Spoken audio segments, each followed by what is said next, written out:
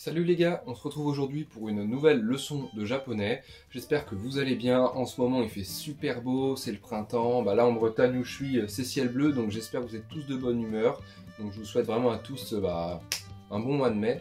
Donc on va tout de suite enchaîner avec la leçon du coup. Et j'avais dit la dernière fois qu'on allait pouvoir lire des textes et s'entraîner aujourd'hui à lire tout simplement. Mais je me suis rendu compte qu'il nous manquait des petites particules de liaison et des mots de liaison. Du coup là on va faire un maxi focus sur ça, vite fait. Comme ça ce sera acquis et on pourra lire des vraies phrases, des vrais textes, pas juste une phrase, tu vois. Genre on va pouvoir lire un texte complet, mais s'il manque des petits mots de liaison et tout, vous n'allez pas saisir tout le sens, parce que je rappelle en plus le japonais c'est une langue de contexte, donc déjà que même en connaissant tous les mots, c'est galère, faut avoir le contexte de la phrase. S'il te manque des mots et si tu sais pas cette particule, ça correspond à quoi, comment tu lis les deux mots, c'est quoi ce truc, ça va être galère pour vous. On va commencer par la particule to. Donc là, je vous mets un petit exemple de phrase, ça parle de soba, tout ça, machin, voilà. Donc je vous la mets. Donc la phrase, je vais vous la lire, voilà, avec les caractères. Soba to udon o tabemasu. Donc je mange des soba, pardon, pas des soma. Soma, vous avez la ref ou pas? Soma Food Wars, non? Ok, je mange des soba et des udon. Donc je sais pas si vous voyez déjà à quoi correspond la particule to, mais vous voyez, c'est quand même utile. Si jamais on n'a pas ce mot pour lier les noms, bon, comment on va dire la phrase, enfin, comment tu l'interprètes? En gros, to, ça veut dire et ça sert à lier des noms. Ça permet de les relier, voilà, mais ça veut dire et quoi. Donc là, soba et udon.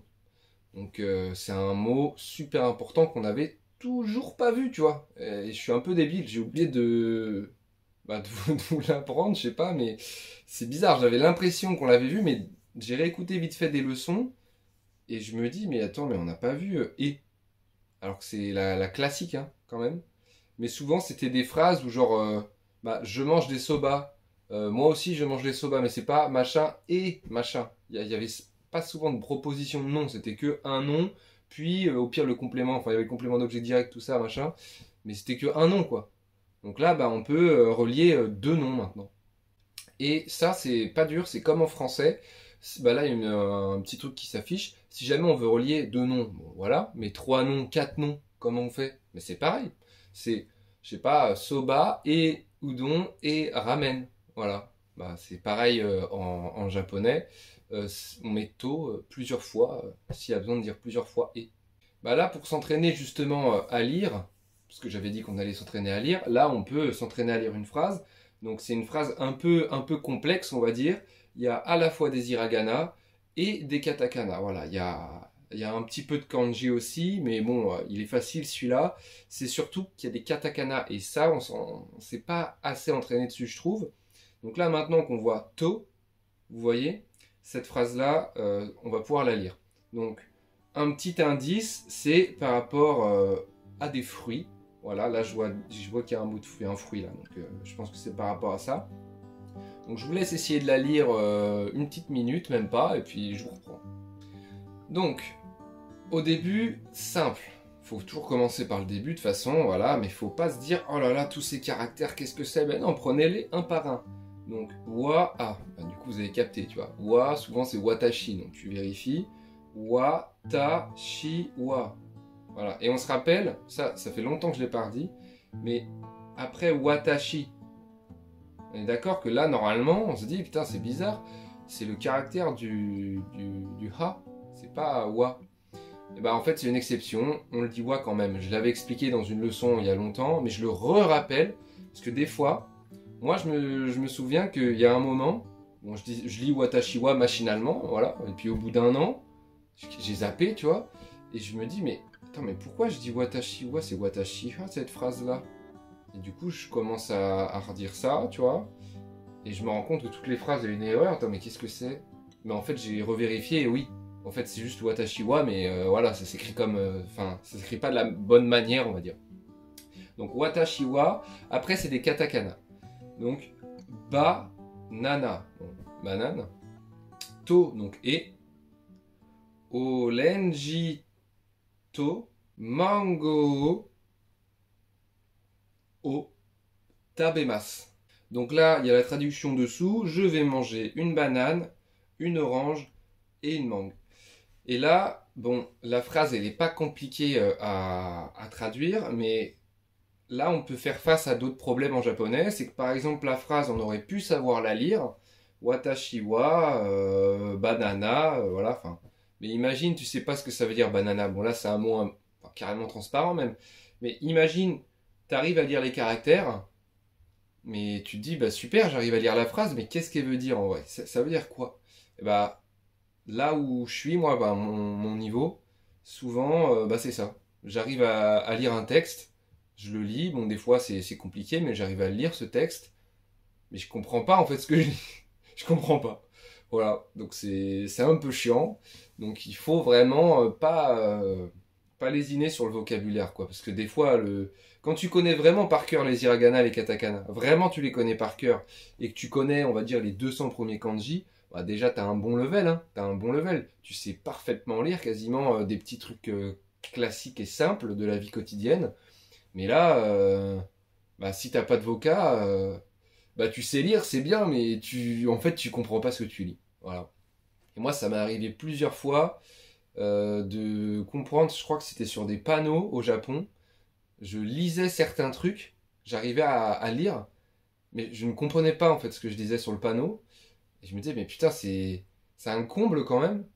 J'arrive à lire le panneau, je le lis, je peux pas mieux le lire, je suis sûr de moi, je sais que j'ai bon, mais je comprends pas ce que je viens de lire. Je sais pas. C'est.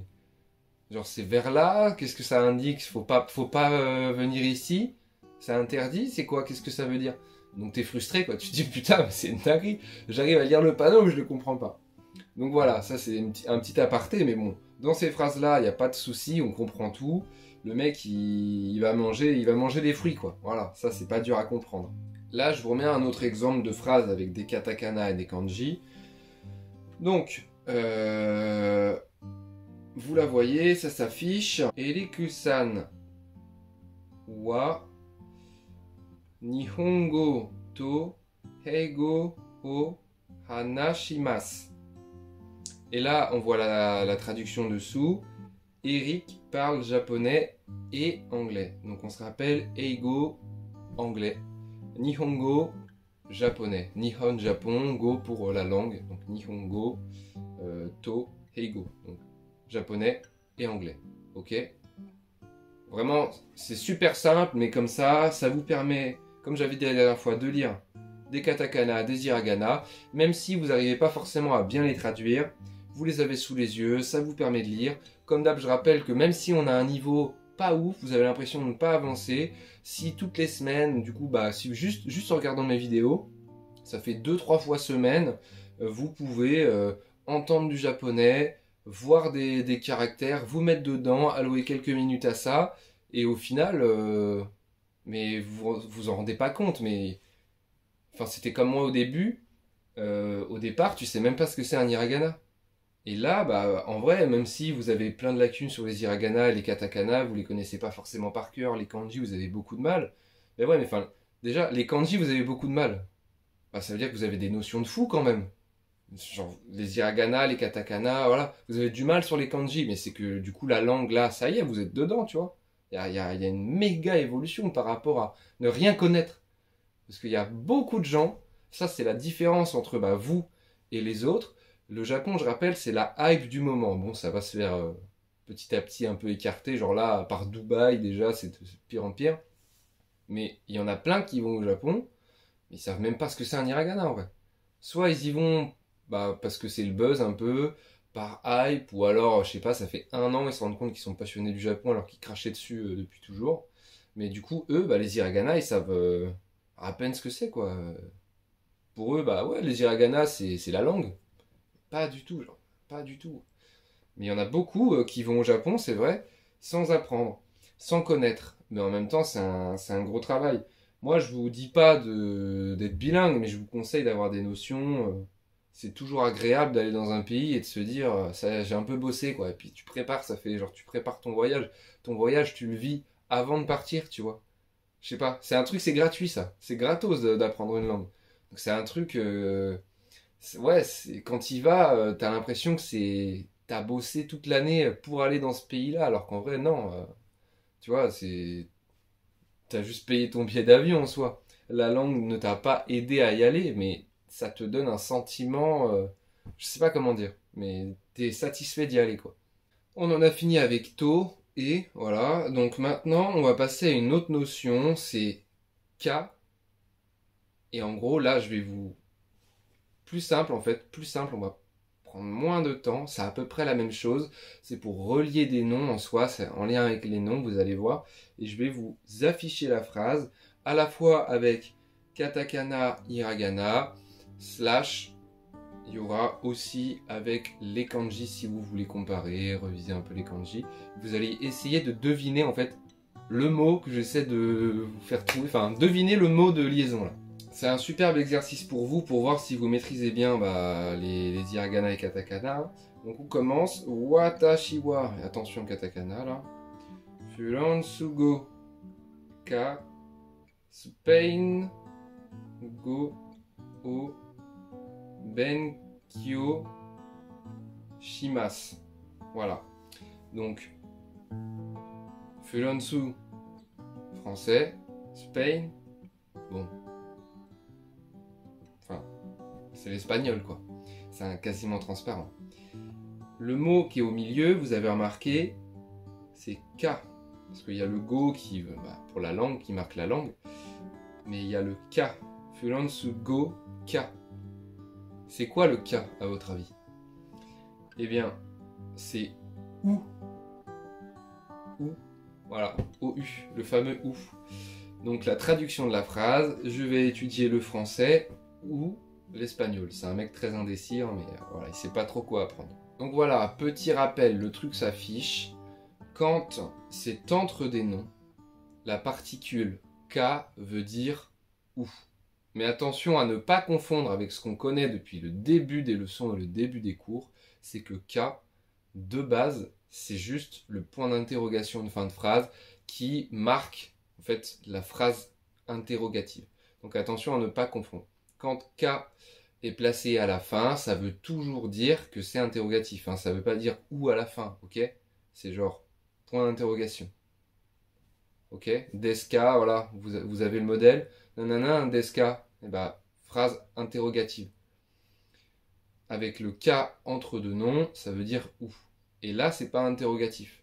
Quand c'est vraiment... En fait, c'est pas dur.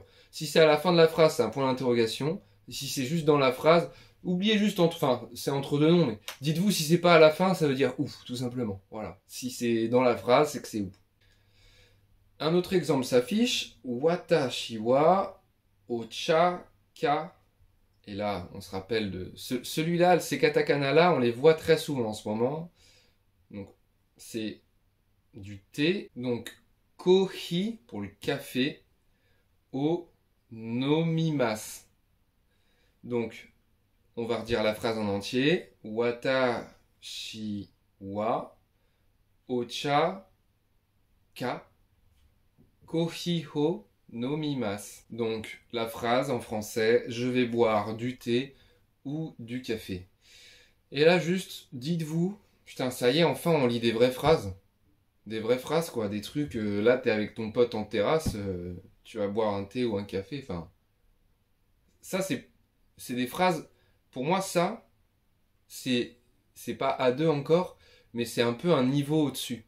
C'est vraiment au-dessus de juste « Bonjour, je m'appelle Kian, je suis français ». Là, c'est des phrases, des vraies phrases qui sont pas des présentations. Pour moi, il y a vraiment, dans le A1, il y a deux levels. Il y a, première étape, juste se présenter, dire son prénom, les bases. Et ensuite, les phrases autres, quoi. Dès que tu commences à dire autre chose, en fait, dès que tu sors des présentations, pour moi, ça y est, hein. C'est vraiment le niveau A1, quoi. Voilà, donc pour aujourd'hui, c'est pas mal. On va avoir des kanji, mais du coup, ce qui reste de ce que je vois là, on prochaine leçon, parce que là, je les ai sous les yeux, ça va aller plus vite pour vous. Vous saurez ce qu'on verra la prochaine fois. On va voir, pareil, on va continuer sur les particules. On va voir du coup en premier les formes masu et les particules. Donc, comme ça permettra de faire des révisions de vocab, tout ça. Ensuite, l'heure et la particule ni, donc une autre particule. Voilà, il y en a une troisième du coup. Ensuite, le mouvement et la particule ni. Vous vous dites, putain, la particule ni, en fait, elle sert à plein de trucs. Bah ouais, on va le voir ensemble. Et la dernière, le mouvement et la particule E. Donc le E et. Et ensuite, on pourra développer nos compétences, orales et écrites. Donc là, on va voir 5 kanji supplémentaires, ce qui permettra de finir la séance tranquillement. Premier kanji, et on l'utilise depuis le début, on l'a vu plusieurs fois, mais en fait on n'a jamais vu que c'était celui-là. Le fameux, je l'ai en face de moi, watashi. Voilà, watashi a son propre kanji. On l'écrit en 3 caractères de base, watashi, et là, eh bien, il a son propre kanji. Deuxième kanji, tomo. Bon, là il y a un truc qui est bizarre, c'est que là on voit que tomo ça veut dire ami. Mais ami, normalement, c'est Tomodachi, c'est un peu chelou. Mais en fait, ce kanji-là veut dire ami, mais il est rarement utilisé seul. Il y a un deuxième kanji souvent qui se colle à lui. De base, il est utilisé pour marquer des pluriels, tout ça, machin. Mais même quand on n'a qu'un seul ami, du coup, on utilise le deuxième kanji. Enfin, de toute façon, tout ce que j'explique là s'affiche à votre écran avec un truc beaucoup plus simple. Je vous laisse une petite minute le temps de le lire.